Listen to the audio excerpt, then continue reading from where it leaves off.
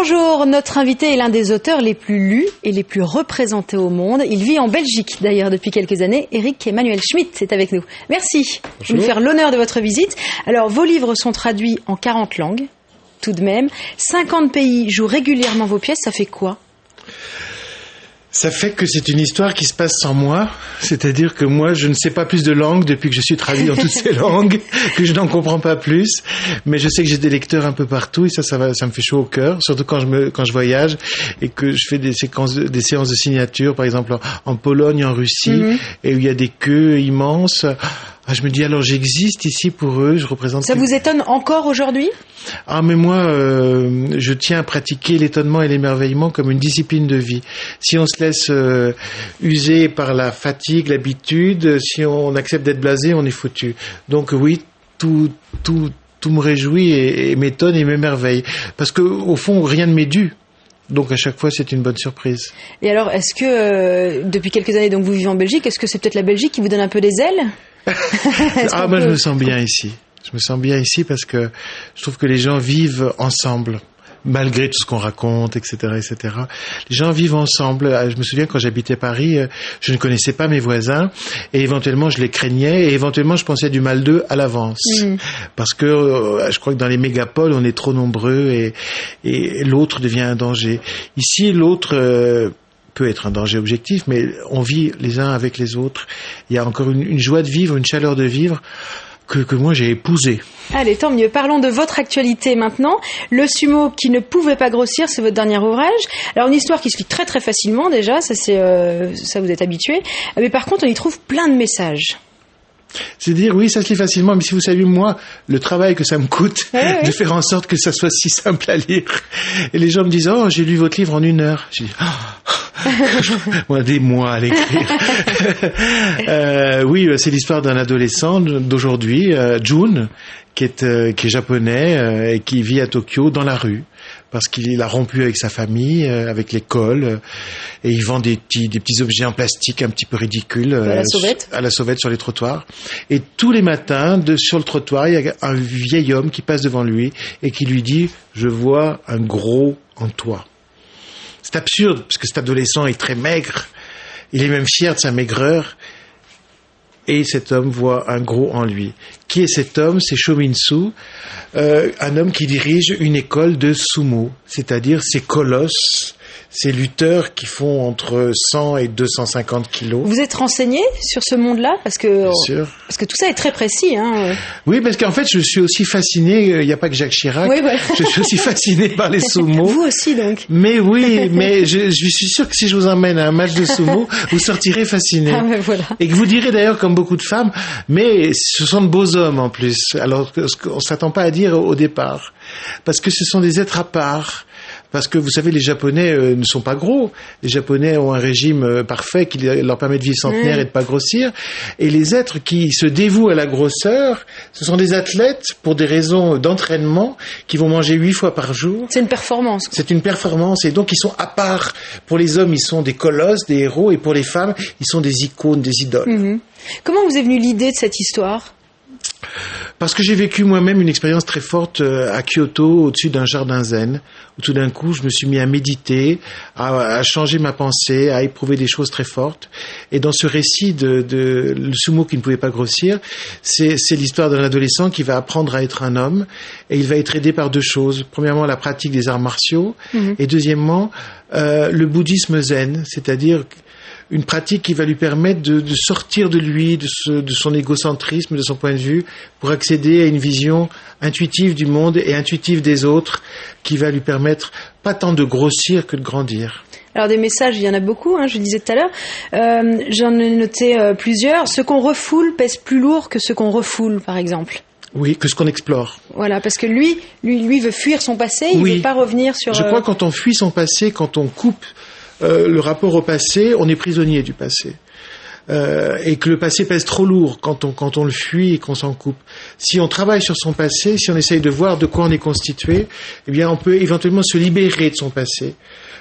Chaque homme est libre d'être prisonnier de son passé ou libérer de son passé. Et d'accepter ou non d'en sortir. Exactement, mais pour en sortir, il faut le connaître, son passé. Il ne faut pas le fuir. Alors, autre phrase que j'ai relevée, je travaillais le satori, l'intuition, cette façon de se vider de son ego et d'épouser l'habileté technique. Donc là, j'en reviens aussi au fait que vous nous plongez dans ce monde, vous ne le survolez pas, hein, on a l'impression d'en savoir plus sur le monde des sumos, des sumos, oui. Après vous avoir lu. Ben oui, parce que vous savez, de manière générale, les arts martiaux, c'est intéressant, mais le sumo particulièrement, parce que qu'est-ce que c'est le combat de sumo? Ça se passe en 20 secondes en moyenne. 2 hommes sur un ring en rond, qui fait 4,50 m, et il faut éjecter l'adversaire ou bien lui faire toucher le sol avec autre chose que ses pieds. Eh bien, pendant ces 20 secondes, tout va se jouer. Le rapport de volume, le rapport de force, mais aussi l'astuce, l'intelligence, les prises et l'intuition de l'autre. Parce qu'on ne peut pas être un grand combattant sans avoir le sens de l'autre et l'intuition profonde de l'autre. Comme un romancier d'ailleurs. Et donc, c'est véritablement une école de la vie que le sumo. Donc j'avais envie d'en parler dans des termes absolument non conventionnels, mais en même temps l'histoire que je raconte, je pense, parle à chacun, puisque c'est l'histoire d'un adolescent qui doit apprendre à devenir un homme, avec toutes les violences qu'il a en lui. Alors on va revenir sur votre parcours dans quelques instants, qui vous a très vite poussé à la réalisation. Et d'ailleurs, quand on lit ce livre, il y a des moments où on voit les séquences. Ça y est, on les voit. Ça y est, on les voit, oui. Eh ben oui.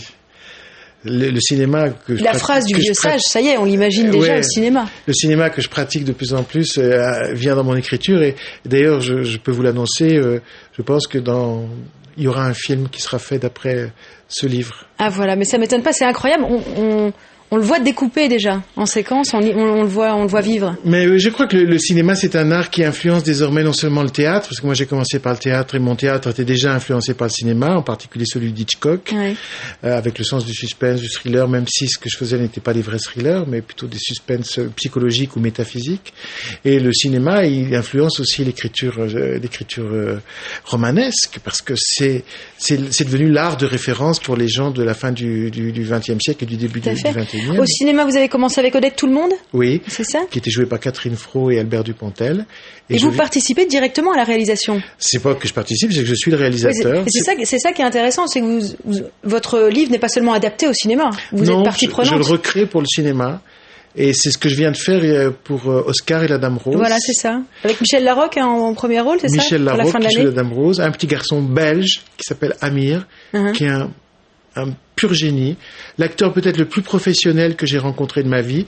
Or, c'est son premier rôle et il a 10 ans. C'est marrant, un petit clin d'œil à Jacqueline Beer qui interprète aussi Oscar et la Dame Rose depuis quelques années. Génialement sur scène et qui continue à l'interpréter sur scène. Oui, on vient de finir ce film qui sortira le 9 décembre. D'accord. Est-ce que aujourd'hui, justement, comme vous avez goûté au cinéma, vous ne pouvez presque plus écrire un livre sans vous imaginer une suite et une mise à l'écran ?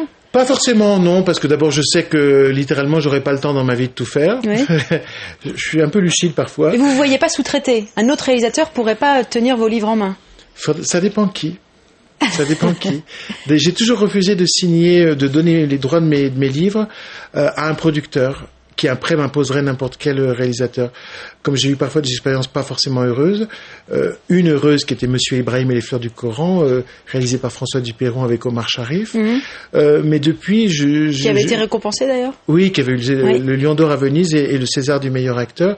J'accepte qu'on fasse une histoire quand je sais qui est le metteur en scène, parce qu'à ce moment-là, je peux lui faire confiance. Sinon, l'histoire vous échappe, elle est déformée. Elle m'échappe, elle est déformée, elle est utilisée. On achète un titre que les gens ont aimé, on se sert de ce titre et un nom. Et un nom, comme voilà, j'ai pas envie de participer à ça parce que je me sens un peu responsable de mes enfants. Mes livres, c'est mes enfants, donc je dois en prendre soin. Alors un mot encore sur Oscar et la Dame Rose, ce livre qui, d'après un sondage, fait partie de ceux qui ont changé la vie des Français. Alors. T'es bouleversé, ça. De son vivant, c'est rare qu'on entende oui, tout de suite, un tel propos. La rédaction de Lire, qui avait commandé ce sondage, m'a appelé pour me dire ça. Oui, ça m'a bouleversé. Mais je savais que c'était vrai, mais je pensais pas que ça pouvait apparaître dans un sondage. Moi, je savais que c'était vrai parce que beaucoup de gens me disaient j'ai changé mon regard sur la maladie, sur la mort, ou je suis devenu bénévole, ou je me suis mis à faire des études de médecine, ou des gens qui se sont investis dans le rapport à l'autre, dans le moment où l'autre va mal. grâce à ce livre, Oscar et la Dame Rose, qui raconte l'histoire d'un enfant malade à qui une bénévole, la Dame Rose, apporte sa joie de vivre, sa gaieté et sa fantaisie. Donc beaucoup de gens se sont investis depuis ce livre, mais je ne pensais pas que c'était au point que ça apparaisse dans un sondage. Ouais, ça m'a bouleversé. Allez, eh bien merci beaucoup en tout cas d'être venu nous voir. Je vais vous demander de signer cette interview, c'est la tradition dans cette émission. Voilà, Éric Emmanuel Schmitt était donc avec nous pour nous présenter Le Sumo qui ne pouvait pas grossir, une lecture que vous trouverez chez tous les bons libraires. Voilà, merci de votre fidélité et à très bientôt.